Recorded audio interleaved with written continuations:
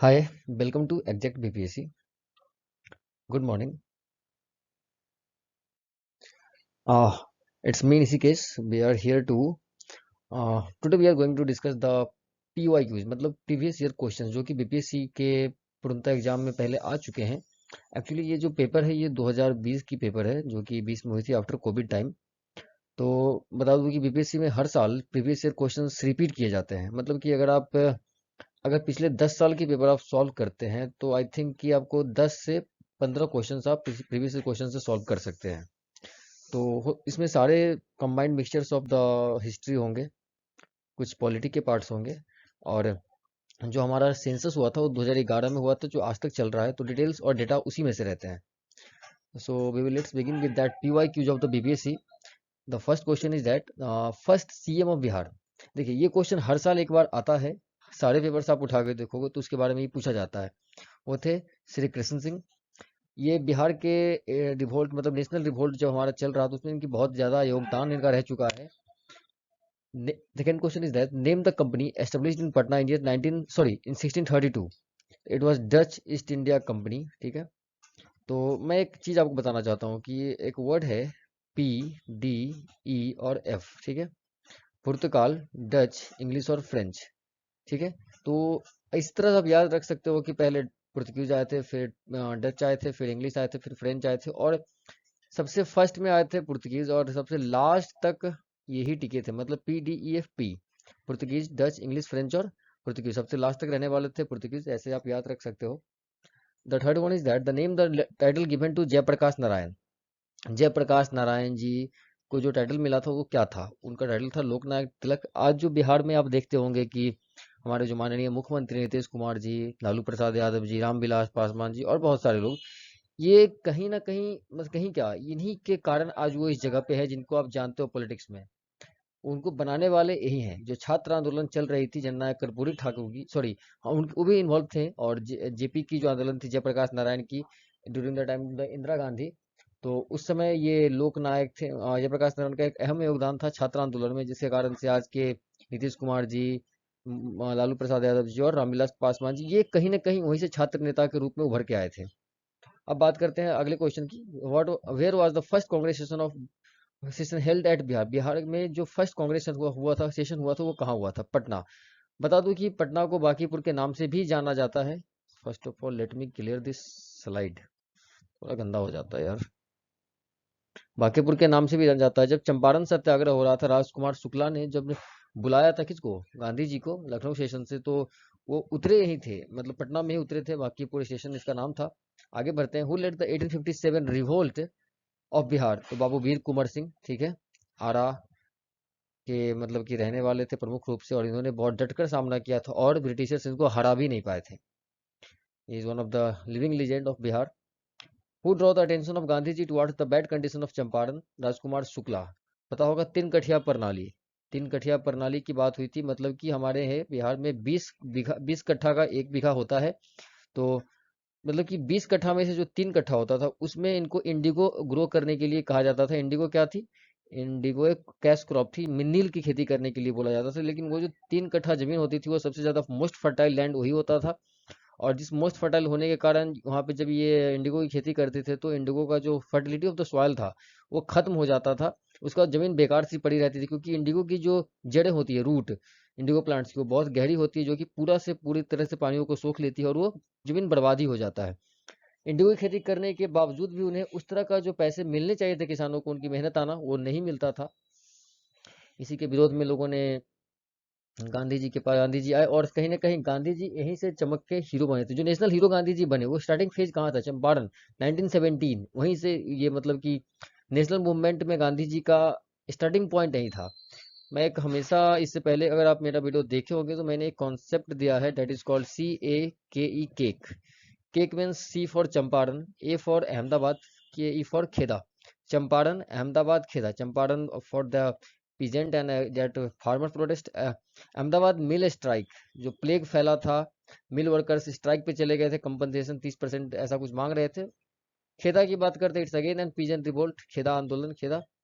अब बात किसानों की ही बात यहाँ भी हुई थी। Ahmedabad and Kheda, this both are in Gujarat and that is the Champaran in Bihar. और गांधी जी भी बिलोंग करते थे कहाँ से? तो गुजरात से। Okay, now the next question is piedmont soil found in which district of Bihar? Piedmont soil Bihar के किस डिस्ट्रिक्ट में पाई जाती है? तो वेस्ट चंपारण की बात आती है, वेस्ट चंपारण। ठीक है, वेस्ट हो गए और ऊपर में eastern Champaran, west Champaran, that is the area near that the Nepal. Okay, अगर एक मिनट, अगर बिहार हमारा अगर कुछ ऐसा है, ठीक है, तो ये पोर्शन, तो इस पोर्शन को आप west Champaran, east Champaran consider कर सकते हैं। That is the north, that is the south, and it is west Bengal, it is in the west, sorry UP है वेस्ट में और ईस्ट में है आपको वेस्ट बंगाल। ठीक है, ये बिहार का एक मैप है। ये जो लाइन मैंने ड्रॉ की है ये गंगा है which bifurcates the Bihar into two parts, northern and southern part. Okay, who led the Munda revolt? Munda revolt को किसने अग्रसर किया था? तो बिरसा मुंडा। बिहार की बात करें तो आज का जो आपको जमुई इलाका है, जमुई, जो कि अभी सांसद है वहाँ के रामविलास पासवान जी के बेटे हैं, चिराग पासवान, वो सांसद हैं अभी। तो आगे भी बात करते हैं, who led the Santhal movement? Sidhu, Kanhu, Chand, Bhairav. Mainly इन दोनों का नाम आता है, सिद्धू और कानू का। संथाल रिवोल्ट, ये these are the important revolt जो कि हर साल पेपर में आने ही आने हैं।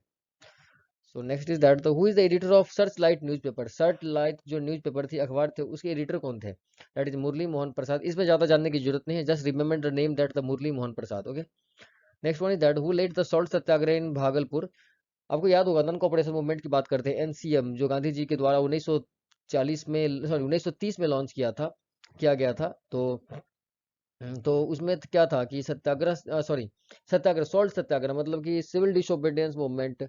हाँ, CDM, sorry CDM, civil disobedience movement की बात करते हैं, तो बिहार से किसने लीड किया था सॉल्ट सत्याग्रह को? तो महादेवलाल सरफ नाम के व्यक्ति थे जिन्होंने सॉल्ट सत्याग्रह को बिहार में प्रमोट किया था। दांडी मार्च भी लोग उसे कहते हैं। और वो, अब आगे बात करते हैं, who wrote the book Desher Katha? That is the Sakharam Ganesh Deuskar. Okay, Desher Katha. Next is that, who led the Ambari Satyagraha in Bihar? That is the Ambari Satyagraha in Bihar. The timing is that 1939. That is Rahul Sanskrityan, बहुत famous थे। He belongs to Chhapra district of Bihar. Okay. Then बात करते हैं, why Bihar दिवस is celebrated on the 22 मार्च? बिहार दिवस 22 मार्च को क्यों मनाया जाता है और इसकी महत्व क्या है? तो बिहार दिवस 22 मार्च को इसलिए मनाया जाता है कि 22 मार्च 1912 ईस्वी को बिहार का बंगाल प्रेसिडेंसी से विभाजन हुआ था, उसकी याद में हम इस चीज को मनाते हैं बिहार दिवस को। कब? तो 22 मार्च को। 1905 the partition of Bengal happens the, उस समय क्या था कि बंगाल हट गया था, तो बिहार, उड़ीसा और झारखंड, तीन एक स्टेट थे और आपका बंगाल का पार्टीशन हो गया था। इन 1999 1999 ईस्वी में हमारे यहाँ से आपका झारखंड का भी विभाजन हो गया था, झारखंड एक अलग स्टेट बन गया था। अब बात करते हैं, what is the tagline of Bihar state tourism development corporation?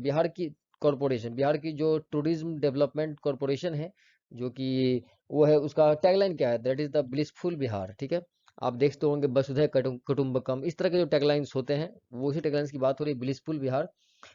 The next question is that, which state didn't get the special status? बार बार बिहार की मांग होती है स्पेशल राज्य का दर्जा के लिए, किस स्टेट बार बार ये मुद्दा उठाते हैं? तो बिहार, और no other than CM of Bihar, sorry माननीय मुख्यमंत्री ऑफ बिहार नीतीश कुमार जी के द्वारा इसकी बात होती है। अब बात होती है कि स्पेशल स्टेटस क्यों मांगा जाता है?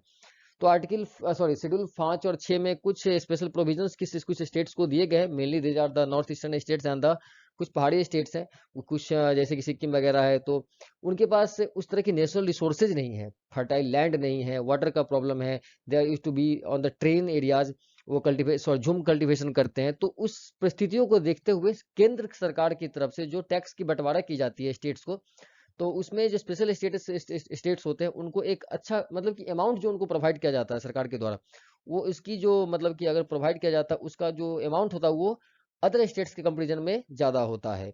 इसीलिए बिहार कहता है कि हम बीमार राज्य हैं, हमें स्टेटल प्रोविजन दीजिए, हमें और ऐड चाहिए गवर्नमेंट से, ऐसी बातें होती है। बट ये बिहार के लिए एक दुर्भाग्य है, क्योंकि हमारे पास गंगा जैसी नदियां हैं, बिहार को बाइफरकेट करती हैं टू पार्ट्स में। हमारे पास प्लेन्स है, अगर देखा जाए तो एक साइड से इंटरनेशनल बॉर्डर हमारा देश का टच करता है बिहार। तो there is the lack of politics. ठीक है, पॉलिटिक्स तो है ही, सॉरी लैक ऑफ पॉलिटिक्स क्या, मतलब कि एक अच्छी, मतलब कि रणनीति की जरूरत है कि जो चीजों को समझे। और ठीक है, हमारे बिहार में सब कुछ होने के बावजूद भी, ठीक मान लेते हैं कि झारखंड का विभाजन होने के बाद हमारे पास से कोल मिनरल्स वगैरह छीन लिए गए। बट यार देखो, कोल मिनरल्स की बात नहीं होती है। बहुत कुछ ऐसी चीजें, अब देखो आईटी सेक्टर्स को फ्लोरिश करने के लिए कौन सी कोल मिनरल्स लगती है? We can flourish the IT sector in that. हमारे यहाँ अमेजन क्यों नहीं आती? हमारे यहाँ विप्रो है क्यों नहीं? हमारे यहाँ एसेंचर क्यों नहीं है? कॉग्निजेंट क्यों नहीं? दिल्ली में नोएडा एरिया में कौन सा रिसोर्सेज इन्हें मिल रहा है? एक्चुअली हम यहाँ बिहार में जब नैनो टाटा नैनो की बात हुई थी, नैनो को भी ये लोग आने नहीं दिए, इन्होंने लैंड नहीं दिया कि नैनो को, फिर वेस्ट बंगाल की तरफ वो मूव की। तो हम डेवलपमेंट करना ही नहीं चाहते हैं, क्योंकि प्रो एंड कॉन्स हमेशा हमेशा एक ही मुद्दा उठता है, सड़क, नाला, बिजली और हॉस्पिटल, इन्हीं चीज़ों की। लेकिन अगर हम एम्प्लॉयमेंट की बात करें, जब हम इंडस्ट्रीज को ही सेटअप नहीं करेंगे तो एम्प्लॉयमेंट क्यों मिलेगा? जब पश्चिमी देशों में जब डेवलपमेंट रेनेसे की बात हुई तो क्या हुआ था? एक लीडिंग फैक्टर जो था वो इंडस्ट्रियल इंडस्ट्रियलाइजेशन हुआ था। और क्रांति, औद्योगिक क्रांति बढ़ी थी, लोगों की जो काम, जो हाँ, एक शर्ट को अगर एक दिन में एक आदमी बनाता है तो मशीन से हम ऐसे 100 शर्ट बना सकते हैं एक दिन में। क्वालिटी भी बेटर होती थी, टाइम कम लगता था, मटेरियल कॉस्ट कम लगता था। तो यही चीजें हैं। तो हमारे पास बहुत कुछ है, लेकिन फिर भी बिहार की ये दुर्गति क्यों है, ये तो अब देख ही रहे हैं। You people well knows, because उम्मीद करता हूँ कि आप लोग तैयारी कर रहे हैं पीसीएस की, तो आपको बेहतर इनके बारे में जानकारी होगी। So we are going out of the box. चलिए वापस आते हैं। Who is known as the father of modern Bihar? That is Sachchidanand Sinha ji. Yashwant Sinha भी बोलते हैं इनको। मॉडर्न बिहार का जो फादर है सच्चिदानंद। मुझे तो नहीं समझ में आता कि क्या modern Bihar, I don't know, sorry. It's not a critics, ये सच्चाई है, bitter truth. Who formed the Bihar Provincial Farmer Assembly? That is Swami Sahajanand Saraswati. Who formed the Bihar Provincial Farmer Assembly? Swami Sahajanand Saraswati. The next one is that who formed the Swaraj दल इन बिहार? स्वराज दल का गठन किसने किया था? तो श्री कृष्ण सिंह थे। फिर से रिपीट करूंगा, he is the first chief minister of Bihar, Shri Krishna Singh. ठीक है। Now the next one is that who led the farmers in Bihar during the non cooperation movement? Bihar में non cooperation movement, non cooperation मतलब असहयोग आंदोलन का मतलब कि बिहार में किसने उसको ये लीड किया था? तो वो थे Swami Vidyanand. Swami Vidyanand. Don't compare with Sahajanand, it's Vidyanand. Which district of Bihar is surrounded by the dense autumn forest? Which districts of Bihar is surrounded by the dense autumn forest? autumn मतलब पतझड़ बोलते हैं, ठीक है। मतलब घने, मतलब पतझड़ जैसी जो परिस्थितियां, उससे कौन सा बिहार का ये है सो घिरा हुआ है? घने पतझड़ वाले वन क्षेत्र, ऐसा कह सकते हैं। तो ये है वेस्ट चंपारण, ठीक है। In which districts of Bihar length of Ganga is highest? Bihar में किस जिले में सबसे ज्यादा गंगा नदी का प्रवाहित होने की जो लंबाई है वो है, कहाँ है? तो वो पटना में है, ठीक है। Number of districts located near the bank of river Ganga. Number of districts located near the bank of river Ganga. Ganga नदी के किनारे कितने डिस्ट्रिक्ट बिहार के हैं? तो वो है 12। कितने हैं? 12। चलो। Which wildlife sanctuary is located in Munger? Bhimband. According to the 2011 census, which districts of Bihar is densely populated? मतलब कि घनी आबादी वाली क्षेत्र, डेंसली पॉपुलेटेड मतलब कि अगर एक रूम है उसमें अगर आप, उस रूम की कैपेसिटी है 5 लोग को, लेकिन रह रहे हैं उसमें 10 लोग, मतलब घने छोटा इलाका हो और डेंसली पॉपुलेटेड हो, बहुत लोग उसमें रहते हो। एरिया ऑब्वियसली याद रखें कि अगर बात हम शिवहर की कर रहे हैं तो इसकी एरिया वाइज कम है, लेकिन उस एरिया में लोग ज्यादा हैं, तो वो है शिवहर। फिर वही 2011 सेंसस की बात है, क्योंकि दोबारा हमारे देश में सेंसस हुआ नहीं है। विच district of Bihar found the highest sex ratio? Bihar में सबसे ज्यादा हाईएस्ट सेक्स रेशियो किसका है? तो वो है गोपालगंज का। और लोएस्ट की बात करें तो हमारा मुंगेर, मीर कासिम, ठीक है।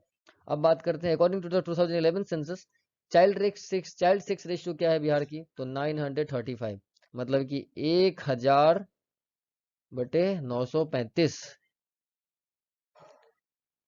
This is the end of the session. Thank you guys. उम्मीद करता हूँ आपको ये चीजें पसंद आई होंगी। ये पीवाई क्यूज थे, प्रीवियस ईयर क्वेश्चन थे, 2020 के पेपर से बनाए गए थे। थोड़ा कॉम्बिनेशन ऑफ 2020 और 2019 का कॉम्बिनेशन से मैंने बनाया था। उम्मीद करता हूँ कि आपको आने वाले 67th प्रीलिम्स में इसमें से मतलब 5 से 10 के आसपास आपको क्वेश्चंस मिल जाएंगे। Thank you and this is my the end of my session. Bye bye.